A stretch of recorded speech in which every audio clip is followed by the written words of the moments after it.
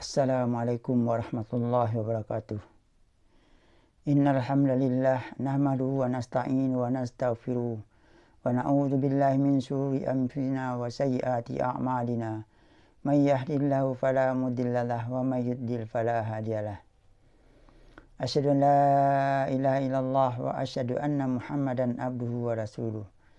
Ya ayyuhan nasu taqu rabbakumul ladzi khalaqakum min nafsin wahidah wa khalaqa minha zawjaha wa batha minhuma rijalan katsiran wa nisaa wattaqullaha alladzi tasaaluna bihi wal arham innallaha kana 'alaikum raqiba.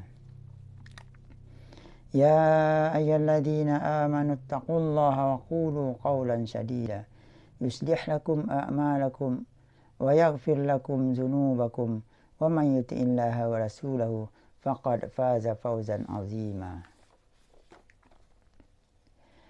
Berkat rahmat Allah Subhanahu wa taala kita dipertemukan dalam tayangan ini untuk berbagi sama-sama menyampaikan dan mendengarkan pesan-pesan Nabi sallallahu alaihi wasallam yang merupakan petunjuk untuk kita dalam menjalankan kehidupan ini.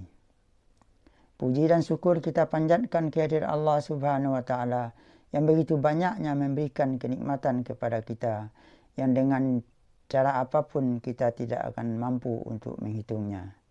Oleh sebab itu, mudah-mudahan dengan selalu berpedoman kepada Al-Quran dan Sunnah, mudah-mudahan kita bisa selamat dunia dan akhirat. Selawat tentunya selalu kita sampaikan untuk teladan kita Nabi Muhammad SAW yang dengan beliaulah kita mengenal Islam dan kebenaran.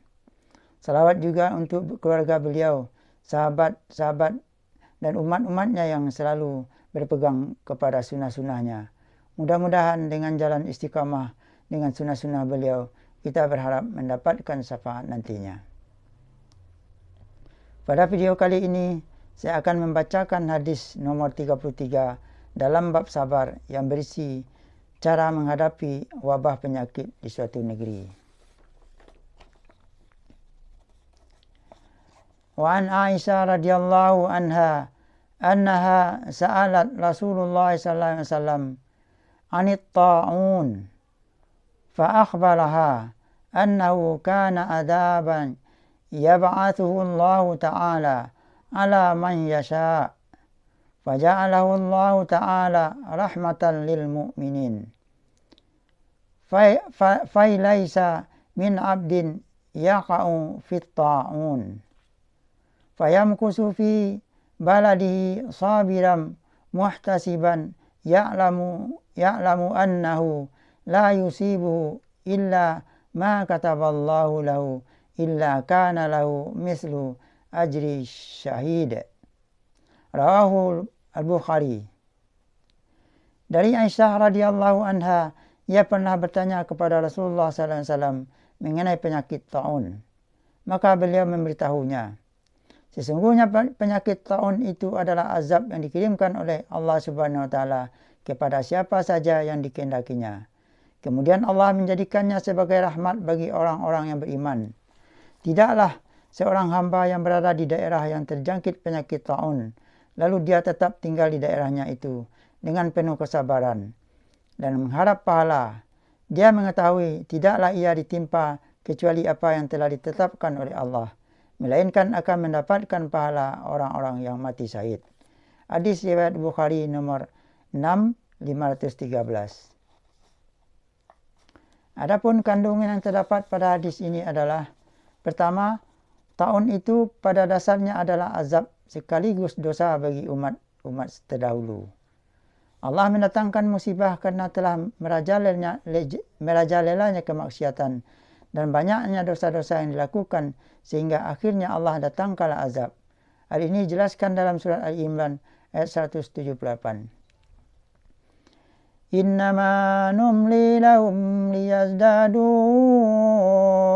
isma walahum adabum muhin. Sesungguhnya kami memberi tangguh kepada mereka hanyalah agar bertambah-tambah dosa mereka dan bagi mereka azab yang menghinakan. Kandungan yang kedua, rahmat Allah kepada umat Islam dan kebaikan yang telah dikhususkan untuk mereka di mana Allah telah menjadikan penyakit ta'un sebagai azab bagi kaum yang lain, tetapi menjadi rahmat bagi umat Islam.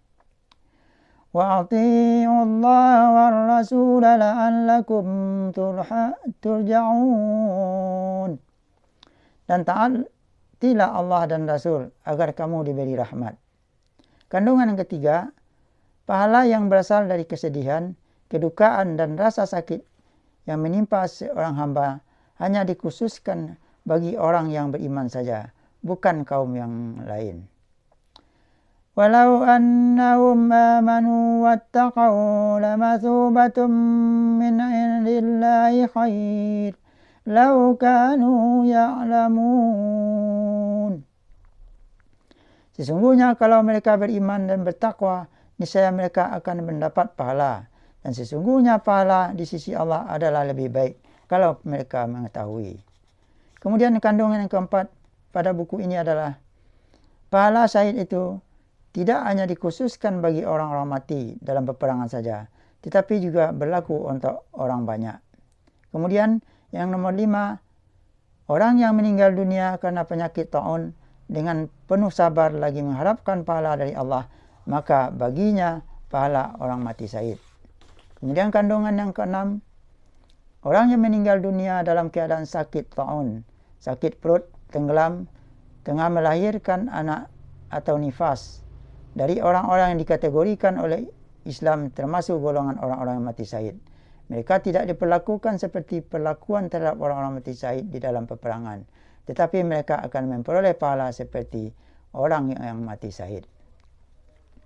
Kemudian kandungan yang ke-7, jika berjangkit penyakit ta'un di suatu daerah, maka orang yang berada di daerah itu tidak boleh pergi dan harus tetap tinggal di sana dengan mengharapkan pahala dari Allah Subhanahu wa ta'ala, seraya ridha terhadap keputusan dan takdirnya.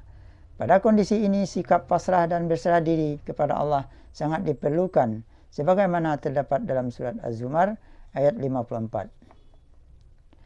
Wa anibu ila rabbikum wa aslimu lahu min qabli an ya'tiyakumul adabu thumma la tunsarun. Dan kembalilah kamu kepada Tuhanmu dan berserah dirilah kepadanya sebelum datang azab kepadamu. Kemudian kamu tidak dapat ditolong lagi. Kemudian kandungan terakhir, Islam memerintahkan agar umatnya melokalisir berbagai penyakit keras dan menular serta tidak menyebarkannya. Inilah konsep dasar pengkarantinaan. Inilah hadis yang ke nomor 33 yang kita bacakan pada kesempatan ini. Semoga hadis ini bisa menjadi pedoman untuk kita dalam menjalani kehidupan ini. Mudah-mudahan bermanfaat. Jika salah, datangnya dari saya, dan jika benar, datangnya dari Allah Subhanahu wa ta'ala.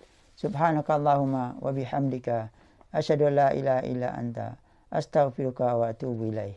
Wabillahi taufiq wal hidayah. Wassalamualaikum warahmatullahi wabarakatuh.